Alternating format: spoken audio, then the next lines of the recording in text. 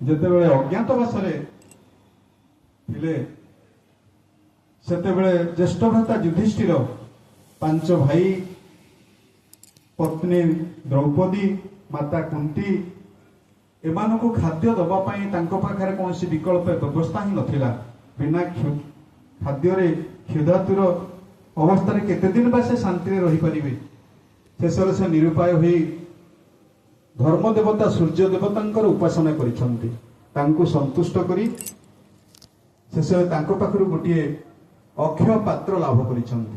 ଯେଉଁ ପାତ୍ରର ବିଶେଷତ୍ୱ ହେଉଛି ସେହି ପାତ୍ରକୁ ପାଖରେ ଯଦି ଆମେ ଯାଚନା କରିବା, ମାନସିକ କରିବା, ମନରେ ଭାବିବା, ଯେତେ ଚାହିଁବା ସେତେ ଖାଦ୍ୟ ମିଳିବ। ଯାହାଦ୍ୱାରା ଯୁଧିଷ୍ଠିରଙ୍କର ଯେଉଁ ପଞ୍ଚ ଭାଇ ତାଙ୍କର ଯେଉଁ ପରିବାର ବର୍ଗ ସମସ୍ତଙ୍କ ପାଇଁ ଖାଦ୍ୟ ସବୁବେଳେ ମିଳିପାରୁଥିଲା। ଆଉ ବିଶେଷ ଗୋଟିଏ କାରଣ ଥିଲା ଦ୍ରୌପଦୀ ସେ ଯେତେବେଳେ ଖାଇସାରୁଥିଲେ ତାପରେ ଆଉ ଖାଦ୍ୟ ସେଥିରୁ ମିଳିପାରୁନଥିଲା। ଏଇ ଯେ ଅକ୍ଷୟ ପାତ୍ର ଥିବାରୁ ସେଦିନ ଦୁର୍ଯ୍ୟୋଧନ ପ୍ରେରଣ କରିଥିଲେ ଦୁର୍ବାସାଙ୍କୁ। ସେ ତାଙ୍କର କେତେ ମୁନି ଋଷିଙ୍କୁ ଧରି ସାଥିରେ ଆସିଥିଲେ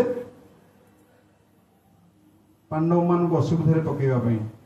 କିନ୍ତୁ ଶ୍ରୀ ଗୁରୁଦେବ ତାଙ୍କର ଯେ ପ୍ରିୟ ସଖା ଶ୍ରୀକୃଷ୍ଣଙ୍କର ବୁଦ୍ଧି, ତାଙ୍କର ଶ୍ରୀକୃଷ୍ଣଙ୍କର ସେଇ ନିର୍ଦ୍ଦେଶ ଯେ ଯଦି ଗୋଟିଏ ବି କୌଣସି କଣିକା ତା ଦେହରେ ରହିଯାଇଥିବ ସେଇ କଣିକାକୁ ଯଦି ଆମେ ପ୍ରାର୍ଥନା କରିବା ତାହେଲେ ମଧ୍ୟ ମୁନି ଋଷିଙ୍କର ପେଟ ଭରିଯିବ। ଏବଂ ସେଇ ଗୋଟିଏ କଣିକାକୁ କୃଷ୍ଣ ନିଜେ ଗ୍ରହଣ କରିଥିଲେ। ଏବଂ କୃଷ୍ଣ ଯେହେତୁ ଥିଲେ ଯୋଗେଶ୍ୱର, ସମସ୍ତଙ୍କ ହୃଦୟରେ ଥିବା ସବୁ କିଛି କ୍ଷୁଧା ସେଦିନ ଅପସରି ଯାଇଥିଲା ଏବଂ ସମସ୍ତେ ତୃପ୍ତିରେ ସେଦିନ ବିଦାୟ ନେଇଥିଲେ। ପାଣ୍ଡବ ମାନେ ବିପଦରୁ ରକ୍ଷା ପାଇଯାଇଥିଲେ, କାରଣ ସେମାନେ କୃଷ୍ଣଙ୍କର ବାହୁ ଛାୟା ତଳେ ଥିଲେ। ଆଉ ସେଦିନ ଥିଲା ଏଇ ପବିତ୍ର ଅକ୍ଷୟ ତୃତୀୟା, ବୈଶାଖ ମାସର ପବିତ୍ର ଅକ୍ଷୟ ତୃତୀୟା, ଯେଉଁ ତିଥିରେ ଧର୍ମ ଦେବତା ସୂର୍ଯ୍ୟଦେବ ଜ୍ୟେଷ୍ଠ ଭ୍ରାତା ଯୁଧିଷ୍ଠିରଙ୍କୁ ଅକ୍ଷୟ ପାତ୍ର ପ୍ରଦାନ କରିଥିଲେ। ଏଇଠି ଗୋଟିଏ କଥା କହି ରଖେ ଯେ ଗୁରୁ ଗ୍ରହଣ କରିଥିବାରୁ ବା ଗୁରୁଙ୍କର ଆଶ୍ରିତ ଥିବାରୁ ସେଦିନ ପାଣ୍ଡବ ମାନେ ରକ୍ଷା ପାଇଯାଇଥିଲେ ଏତେ ବଡ଼ ବିପଦରୁ। କାରଣ ଦୁର୍ବାସା ଥିଲେ ମହାକ୍ରୋଧୀ, କ୍ଷଣକୋପୀ, ସାଥି ସାଥି ସମସ୍ତଙ୍କୁ ଧ୍ୱଂସ କରିଦେଇଥାନ୍ତେ ଅଭିଶାପ ଦେଇ। ଆଉ ବର୍ତ୍ତମାନ ଯେଉଁ ସମୟ ଆସିଛି ଖାଲି ଧ୍ୱଂସର ସ୍ତୂପ। ଆପଣ ଦେଖନ୍ତୁ ପୁରା ଆନ୍ତର୍ଜାତିକ ସ୍ତରରେ ଆମେରିକା, ରୁଷ ଠାରୁ ଆରମ୍ଭ କରି ଆମ ଘର ଭିତରେ ବ୍ୟକ୍ତି ଜୀବନରେ ଦେଖନ୍ତୁ ସବୁ ଜାଗାରେ ଖାଲି ଧ୍ୱଂସର ତାଣ୍ଡବ ଲୀଳା। ଆଉ ଏଠି ବଞ୍ଚିବାର ଏକମାତ୍ର ବାଟ ହେଉଛି ଶ୍ରୀ ଗୁରୁଦେବଙ୍କର ଅଭୟ ଆଶ୍ରୟ। ଜୀବନରେ ଗୁରୁ ଗ୍ରହଣ କରିଲେ ଆମର କ'ଣ ହୁଏ, ଯାହାର ଉଦାହରଣ ଥିଲା ସେଦିନ ପାଣ୍ଡବ ମାନଙ୍କ କ୍ଷେତ୍ରରେ ଆଉ ଆମମାନଙ୍କ କ୍ଷେତ୍ରରେ ଆମେ ସମସ୍ତେ ବ୍ୟକ୍ତି ଜୀବନରେ ଅଙ୍ଗେ ଅଙ୍ଗେ ଅନୁଭବ କରୁଛେ। এই যে সৎসଙ୍ଗ ଏହା ହେଉଛି ମଣିଷ ତିଆରି କାରଖାନା, ଗୋଟେ ମ୍ୟାନ୍ ମେକିଂ ଫ୍ୟାକ୍ଟ୍ରି। ମଣିଷର ମଣିଷତ୍ୱ ହେଉଛି କ'ଣ ନା ହୃଦୟ ବତ୍ତା ଜାଗ୍ରତ ହବା। ବହୁତ କଥା ସତ୍ସଙ୍ଗ ଭିତରେ ଦେଇ ଆସିଲେ ମଣିଷର ସୃଷ୍ଟି ହୁଏ, ଦିବ୍ୟତ୍ୱ ଫେରି ଆସେ, ମଣିଷ ଗୋଟିଏ ହୃଦୟବାନ ମଣିଷରେ ପରିଣତ ହୁଏ। ତାର ଗୋଟିଏ ଜ୍ୱଳନ୍ତ ଦୃଷ୍ଟାନ୍ତ ହେଉଛି ସେଦିନ ଶ୍ରୀ ଶ୍ରୀ ଠାକୁର ଗୋଟିଏ ଘୋଡ଼ା ଗାଡ଼ିରେ ଯାଉଥାନ୍ତି, ଟାଙ୍ଗା ଗାଡ଼ିରେ। ଯେ ଟାଙ୍ଗାବାଲା ସେ ଘୋଡ଼ା ଗାଡ଼ି ଚଲାଉଥିବା ଅବସ୍ଥାରେ ସେ ଘୋଡ଼ା ଉପରେ ଯେତେବେଳେ ଚାବୁକରେ ଆଘାତ ଦେଇଛି ସେତେବେଳେ ଠାକୁର ଯନ୍ତ୍ରଣା ଅନୁଭବ କରୁଛନ୍ତି ଏବଂ ସେଇଠୁ ସେ ଅବତରଣ କରି ଫେରି ଆସୁଛନ୍ତି। ସେ ଘୋଡ଼ା ପିଠିରେ ଯେତିକିଟି ଆଘାତ ହେଇଛି ସେତିକିଟି ଦାଗ ଠାକୁରଙ୍କ ଦେହରେ ଲାଗିଛି।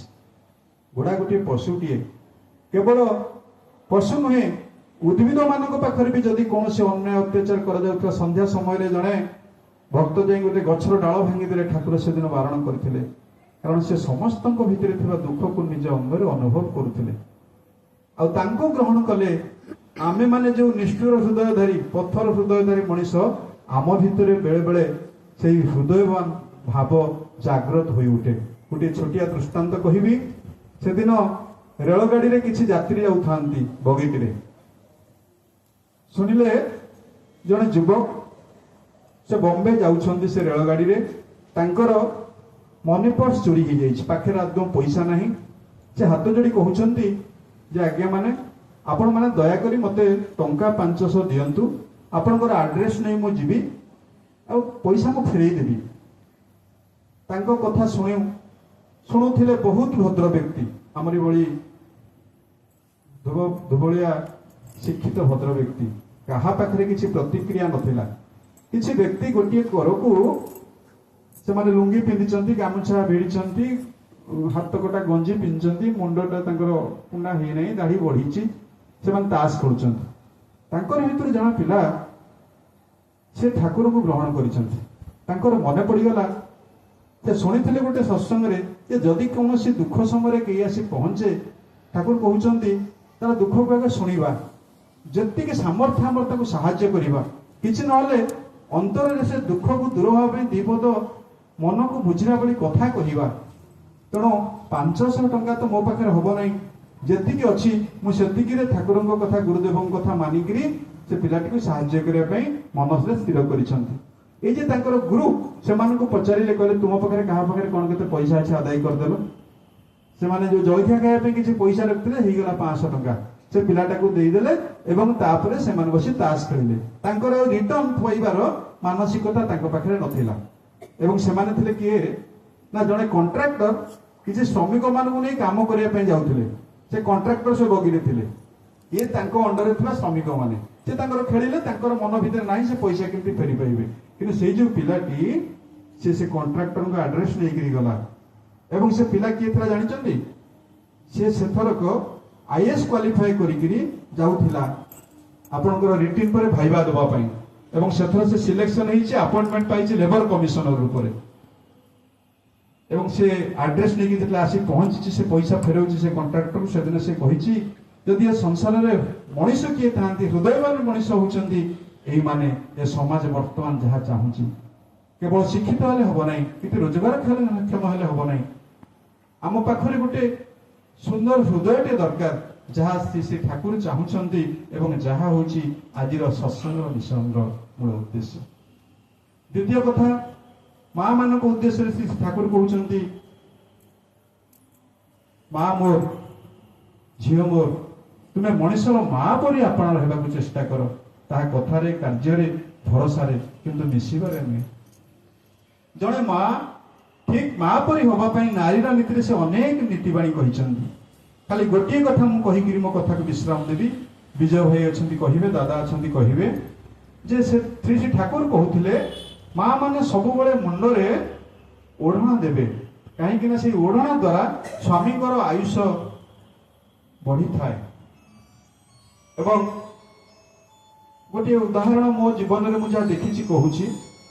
ଏଇ ଜୟପୁରରୁ ପଙ୍କପଳ ଯାଉଥିଲି ଖାତା ଦେଖିବା ପାଇଁ, 1995 ମସିହା କଥା। ଟ୍ରେକର ମଝି ସିଟ୍ରେ ମୁଁ ବସିଛି, ଆଗ ସିଟ୍ରେ ଡାହାଣ ପଟେ ଡ୍ରାଇଭର ଚଲାଉଛି, ତାଙ୍କ ପାଖରେ 2 ଜଣ ପିଲା ବସିଛନ୍ତି, ଚେଙ୍ଗଡ଼ା ଟୋକା। ତାଙ୍କ ସାଇଡରେ ଜଣେ ସ୍ତ୍ରୀ ଲୋକ ବସିଛନ୍ତି। ସେ ତାଙ୍କର ଆଧୁନିକ କାଇଦାରେ କାନି ଛାଡ଼ିଛନ୍ତି ଏବଂ ଡ୍ରାଇଭର ପାଖରେ ବସିଥିବା ପିଲାଟା ତା ସାଙ୍ଗ କାନ୍ଧରେ ହାତ ପକେଇଲା ଏବଂ କିଛି ସମୟରେ ସେ ମାଙ୍କ କାନ୍ଧରେ ହାତ ପକେଇଲା। ମୁଁ ପଛରେ ବସି ଦେଖୁଛି ଏବଂ ମା କଣ କଲେ ନା ସାଥି ତାଙ୍କ ଓଢ଼ଣାଟା ବୁଲେଇ ଆଣିଲେ। ସେ ଧୀରେ କିନି ହାତ କାଢିକିରି ବସିଗଲା। ଆପଣ ଚିନ୍ତା କରନ୍ତୁ, ପ୍ରତ୍ୟେକ ତାଙ୍କ ମା ଠାରୁ ଜନ୍ମ ନେଇଛନ୍ତି, ପ୍ରତ୍ୟେକଙ୍କର ତାଙ୍କ ମାଙ୍କ ପ୍ରତି ଯଥେଷ୍ଟ ସମାନ ଭକ୍ତି ଅଛି। ସେ ଯଦି ଅସମ୍ମାନିତ ହଉଛନ୍ତି, ତାଙ୍କ ମାତୃତ୍ୱରୁ ସେ ତଳକୁ ଖସି ଆସିଛନ୍ତି ବୋଲି। ଯେତେବେଳେ ସେ ଓଢ଼ଣାଟା ବୁଲେଇ ଆଣିଲେ, ସେତେବେଳେ ସେ ନିଜେ ମାର ପରିଚୟ ଦେଲେ ଏବଂ ସେ ପିଲାର ନିଜର ମା କଥା ଭାବିଲା ଏବଂ ମା ପାଖରେ ସେ ଯେମିତି ସନ୍ତାନଟି ହୁଏ ସେଠି ସେମିତି ହେଇଗଲା। କହିବାର ଯଥାର୍ଥତା ହଉଛି ଏଇଆ ଯେ ନାରୀର ଏ ଯୋଉ ମାତୃଭାବ ପାଇଁ ଅନେକ କଥା ନାରୀର ନୀତିରେ କୁହାଯାଇଛି।